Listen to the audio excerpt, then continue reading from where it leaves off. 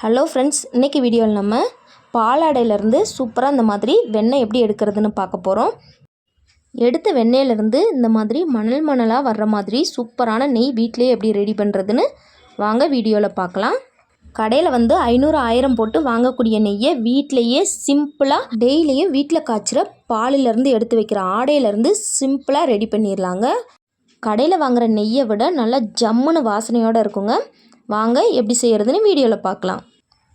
எப்பவும் போல் நான் 1/2 லிட்டர் போல் பால் எடுத்திருக்கேங்க. இதை நல்லா கொதிக்க வைக்கணும்னு அவசியம் இல்லை. இந்த மாதிரி பொங்குனதுக்கப்புறமா அடுப்பை ஆஃப் பண்ணிடலாம். ரொம்ப கொதிக்க வச்சா தான் ஆடை நிறைய கிடைக்கணும் இல்லை. இந்த மாதிரி லைட்டாக பொங்கினோன்னே அடுப்பை ஆஃப் பண்ணிவிட்டு இந்த பாலை நல்லா ஆற விட்டுறலாங்க. மூடி எதுவுமே போடாமல் இதை அப்படியே ஆற விட்டிங்க அப்படின்னா ஆடை நல்லா மேலே படிஞ்சு வரும். பாருங்கள், பால் நல்லா ஆறிடுச்சு. நல்லா ஆடை வந்திருக்கு பாருங்கள். இந்த ஸ்டேஜில் நம்ம இதை மூடி வச்சிடலாங்க. பால் ஆறுறதுக்கு முன்னாடி மூடி வச்சிங்க அப்படின்னா அந்தளவுக்கு ஆடை நிறைய சேராதுங்க. இப்போ இதை ஃப்ரிட்ஜில் வச்சு எடுத்துகிட்டு வந்திருக்கோம். ஒரு 2 மணி நேரம் கழித்து எடுத்தோம் அப்படின்னா கிடைக்கிற ஆடை நல்லா திக்காக கிடைக்கும். அதனால் பால் ஆறினோனையும் ஒரு 2 மணி நேரம் போல் ஃப்ரிட்ஜில் வச்சு எடுத்துகிட்டு வந்திருக்கோம். இப்போ இதில் இருக்க ஆடையை வெளியே எடுத்துக்கலாம். நம்ம ஸ்பூன் போட்டு கரண்டி போட்டுலாம் எடுக்கணும்னு அவசியம் இல்லை. நம்ம டீ வடிகட்டுவோம் பார்த்திங்களா, அதில் இந்த மாதிரி வடிகட்டிட்டிங்க அப்படின்னா ஆடை மட்டும் தனியாக கலெக்ட் ஆகிடும். இந்த மாதிரி நல்லா பாலெல்லாம் வடிஞ்சதுக்கப்புறமா இதை ஒரு பாக்ஸில் போட்டு ஸ்டோர் பண்ணி வச்சுக்கலாம். நான் ஏற்கனவே எடுத்த பாலாடை எல்லாத்தையுமே இந்த மாதிரி ஸ்டோர் பண்ணி ஃப்ரீசரில் வச்சு எடுத்திருக்கேன். இப்போ இதில் இப்போ எடுத்த ஆடையும் சேர்த்துக்கலாங்க. இந்த மாதிரி சேர்த்துட்டு பாக்ஸை க்ளோஸ் பண்ணி எப்பவும் போல் ஃப்ரீசரில் வச்சுக்கலாம். நம்ம வெண்ணெய் எடுக்க போகிறதுக்கு முந்தின நாள் ஃப்ரீசர்லேருந்து எடுத்து நார்மல் ஃப்ரிட்ஜில் வச்சிட்டிங்க அப்படின்னா இந்த கட்டியாக இருக்கிறதெல்லாம் இலக்கம் கொடுத்து வந்துடும். மூடி இப்போ நம்ம நார்மலாக ஃப்ரிட்ஜில் வச்சுக்கலாம். பாருங்கள், நம்ம கலெக்ட் பண்ண பாலாடை எல்லாமே நல்லா இலக்கம் கொடுத்து வந்துருச்சு. நம்ம இதை முந்தின நாள் நைட்டே ஃப்ரீசர்லேருந்து எடுத்து நார்மல் ஃப்ரிட்ஜில் வச்சு எடுத்துருக்கோம். அதனால் நல்லா இலக்கம் கொடுத்து வந்துருச்சு. பாருங்கள், இந்த மாதிரி நல்லா இலக்கம் கொடுத்து வந்திருக்கு. இப்போ இதை ஒரு மிக்ஸி ஜாரில் சேர்த்துக்கலாங்க. வீட்டில் இருக்கிறதுலே நல்லா பெரிய மிக்ஸி ஜாராக எடுத்துக்கோங்க. நான் ஜூஸர் ஜாரில் தான் இன்றைக்கி வெண்ணெய் எடுக்க போகிறேன். அதில் நம்ம எடுத்து வச்சுருக்க பாலாடையை சேர்த்துக்கலாங்க. நான் 2 ரவுண்டாக போட போகிறேன். அதில் பாதியை மட்டும் இப்போ சேர்த்துக்கிறேன். இதில் நல்லா சில்லுன்னு இருக்க தண்ணியை சேர்த்து நம்ம வெண்ணெய் எடுத்தோம் அப்படின்னா தான் வெண்ணெய் நல்லா திரண்டு கிடைக்கும். அதனால் நான் சில் வாட்டரை இது கூட சேர்த்துக்கிறேங்க. நீங்கள் பாலாடையை ஃப்ரீசர்லேருந்து எடுத்து வெளியே வைக்கிற டயத்தில் ஃப்ரிட்ஜ்லேயும் நிறைய தண்ணி ஊற்றி வச்சுக்கோங்க.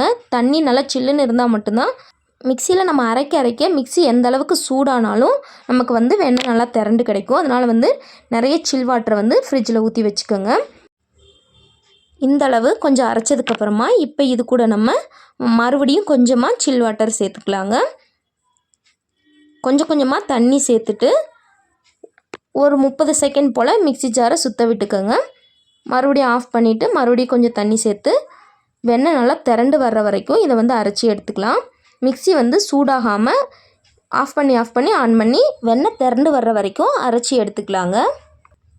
ஜார் சூடாயிடக்கூடாது. அதனால் சில் வாட்டர் அடிக்கடி சேர்த்து அரைச்சிக்கோங்க. ரொம்ப நேரம் அரைக்கணும்னு அவசியம் இல்லை. ஒரு 20 செகண்ட்லேருந்து 30 செகண்ட் வரைக்கும் அரைச்சிட்டு திருப்பி தண்ணி ஊற்றிட்டு மறுபடியும் 20 செகண்ட்லேருந்து 30 செகண்ட் வரைக்கும் அரைச்சிக்கலாம். பாருங்கள், ஓரளவுக்கு வெண்ணெய் திரண்டு வர ஆரம்பிச்சிருக்கு. இப்போ கடைசியாக கொஞ்சமாக தண்ணி சேர்த்துட்டு இன்னும் ஒரு டைம் மட்டும் அரைச்சோம் அப்படின்னா வெண்ணெய் நல்லா திரண்டு வந்துடுங்க.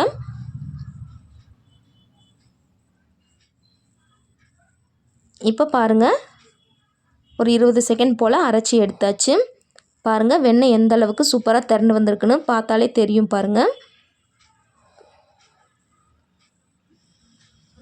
கையில் கொஞ்சம் கூட ஒட்டக்கூடாது. இந்த மாதிரி வெண்ணெய் சூப்பராக திரண்டு வரணும்.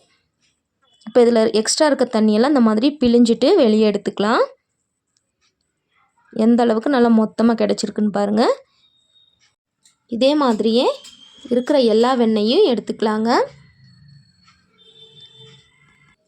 பாருங்கள், கொஞ்சம் கூட கையில் ஒட்டாமல் இந்த மாதிரி வரணும். இப்படி வந்துச்சு அப்படின்னா தான் கரெக்டாக வெண்ணெய் திரண்டு வந்திருக்குன்னு அர்த்தம்.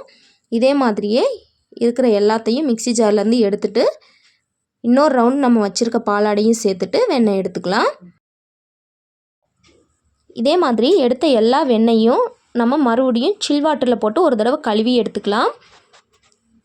இந்த மாதிரி கழுவுறப்பையும் நார்மல் வாட்டர் வச்சு கழுவக்கூடாது. இதுக்கு வந்து நல்லா சில்லுன்னு இருக்கிற கூலிங் வாட்டரில் தான் கழுவி எடுக்கணும். அப்போ தான் வந்து வெண்ணெய் வந்து நல்லா கையில் ஒட்டாமல் சூப்பராக கிடைக்குங்க. எடுத்து வச்ச எல்லா வெண்ணெயும் தண்ணியில் சேர்த்துட்டு லைட்டாக வந்து ஒரு தடவை கழுவிக்கலாம். இந்த மாதிரி லைட்டாக மட்டும் அழுத்தம் கொடுத்து கழுவி எடுத்துக்கலாம். இப்போ இந்த வெண்ணெய் எல்லாத்தையும் மொத்தமாக சேர்த்து இந்த மாதிரி உருட்டி எடுத்துக்கலாம். பாருங்கள், நல்லா சூப்பராக மெத்துன்னு நம்மளோட வெண்ணெய் ரெடி ஆயிடுச்சு.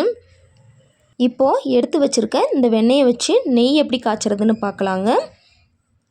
இப்போ அடுப்பில் வந்து ஒரு வாணலி வச்சுருக்கேங்க. அது சூடானதுக்கப்புறமா நம்ம எடுத்து வச்சுருக்க வெண்ணெய்களை அது கூட சேர்த்துக்கலாங்க.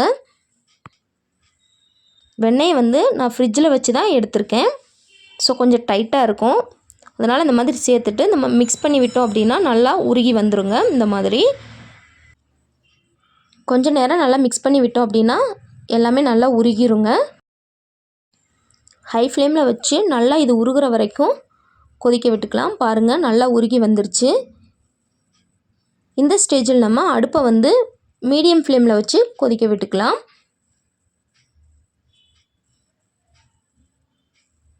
இடையில வந்து இந்த மாதிரி மிக்ஸ் பண்ணி விட்டு இதை நல்லா வந்து கொதிக்க விட்டுக்கலாம். பாருங்கள், ஒரு 10 நிமிஷம் போல் கொதித்ததுக்கப்புறமா இந்த அளவுக்கு நல்லா வெண்ணெய் உருகி இந்த மாதிரி கிடச்சிருக்கு. மறுபடியும் கிளறி விட்டு ஒரு 10 நிமிஷம் போல் மறுபடியும் கொதிக்க விட்டுக்கலாம். மீடியம் ஃப்ளேம்லேயே இருக்கணுங்க.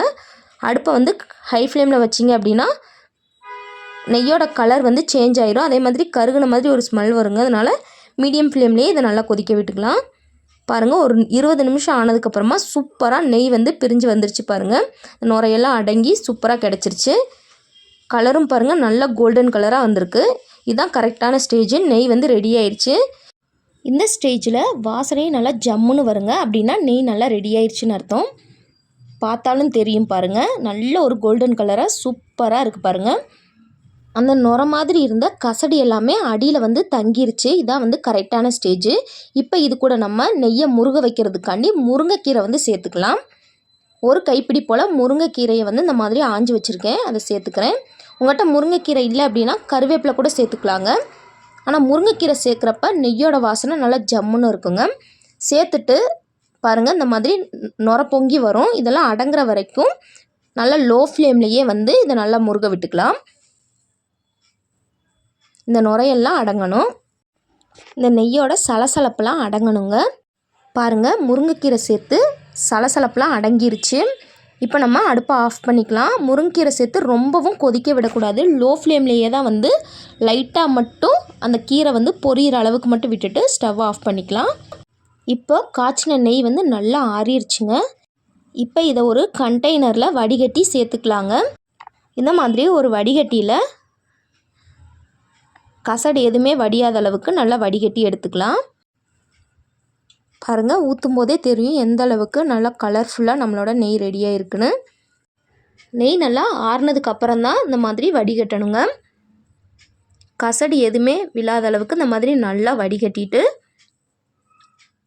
இப்போ இந்த பாக்ஸை க்ளோஸ் பண்ணி ஒரு நாள் ஃபுல்லாக அப்படியே விட்டுருவோம். அப்போ தான் வந்து நல்லா திக்காகி கிடைக்குங்க. பாருங்கள் எப்படி இருக்குன்னு. இப்போ மூடி வச்சிடலாம். ஒரு நாள் அல்லது 2 நாளில் நல்லா வந்து உறைஞ்சிரும் நெய். ஒரு நாள் அல்லது 2 நாளில் இந்த மாதிரி நெய் வந்து உறைஞ்சிருங்க. நெய் வந்து பர்ஃபெக்டாக காய்ச்சணும் அப்படின்னா இந்த மாதிரி மணலாக சூப்பராக கிடைக்கும். பாருங்கள், நல்லா கமன்னு வாசனையோடு இருக்கும். இந்த பாக்ஸை திறக்கிறப்பெல்லாம் வாசனை நல்லா ஜம்முன்னு வருங்க. ரொம்பவே சிம்பிளான ப்ராசஸ் தான். ஆனால் வந்து கடையில் வாங்குகிற நெய் கூட இதுக்கு முன்னாடி நிற்க முடியாதுங்க. ரொம்ப சூப்பர் டேஸ்ட்டாகவும் இருக்கும், நல்லா வாசனையாகவும் இருக்கும். கண்டிப்பாக நீங்களும் பால்லேருந்து ஆடை எடுத்து இந்த மாதிரி நெய் காய்ச்சி ட்ரை பண்ணி பாருங்கள். நீங்களும் உங்கள் வீட்டில் ட்ரை பண்ணி பார்த்துட்டு நீங்கள் காய்ச்சின நெய் எப்படி வந்துச்சு அப்படிங்கிறத மறக்காமல் கீழே கமெண்டில் சொல்லுங்கள். இந்த வீடியோ உங்களுக்கு பிடிச்சிருந்தால் லைக் பண்ணுங்கள். இந்த வீடியோவை உங்கள் ஃப்ரெண்ட்ஸ் அண்ட் ஃபேமிலியோடு ஷேர் பண்ணிக்கோங்க. இதே மாதிரி இன்னும் நிறைய வீடியோஸ் பார்க்கணுன்னு நினச்சிங்கன்னா மறக்காமல் நம்ம சேனலை சப்ஸ்கிரைப் பண்ணி வச்சுக்கோங்க. இந்த வீடியோ பற்றின உங்களோட கருத்துக்களை மறக்காமல் கீழே கமெண்டில் சொல்லுங்கள். வேறு எந்த மாதிரியான வீடியோக்கள் வேணுங்கிறதையும் கீழே கமெண்டில் சொல்லுங்கள். தேங்க்ஸ் ஃபார் வாட்சிங்.